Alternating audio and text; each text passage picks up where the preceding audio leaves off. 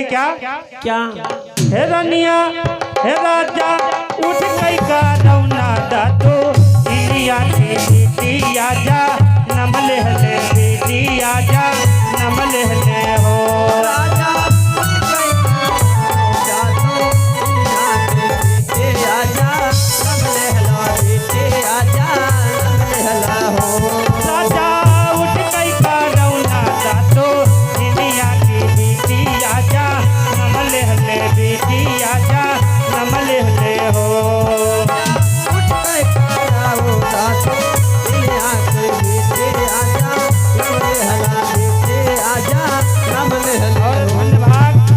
लड़कवा के बड़की अम्मा के कर कमलों द्वारा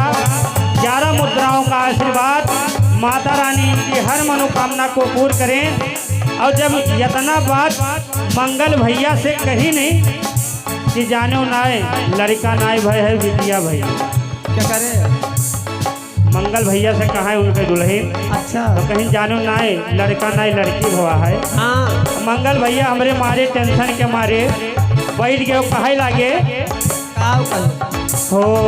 कुआवा कई पानी या सुखाई गईले तू झुराई गईले हो कुआवा कई पानी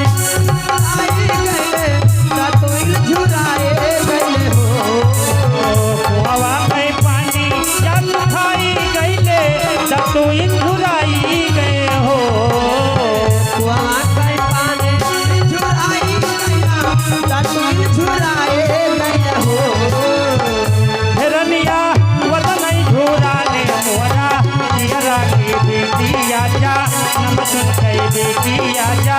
नम सुन कई हो झुराए मोरा जहिरा के बेटे आजा नम भाईला बेटे आजा नम भाईला हो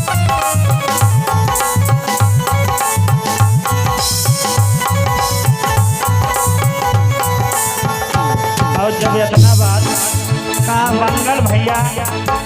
अपने मनकिन से कही नहीं कैसे तब और का कहा थी का कहा तारी हो गंगा जमुना जल पालिया ले बना रत तोई हो गंगा जमुना ले पालिया ले बना रत तोई हो गंगा जमुना जल पालिया ले बना रत तोई हो गंगा जमुना ले पालिया ले बना रत तोई हो राजा उठ कई कामना जातो इंडिया की बेटा वाजा नम भाई ने बेटा वाजा नम भाई हो राजा उठ कई कामना जातो इंडिया की बेटा वाजा नम भाई बेटा वाजा नम भाई हो रामा उठ गए कराओ दातो कोई आते बेटा आजा नम भाई बेटा आजा नम भाई हो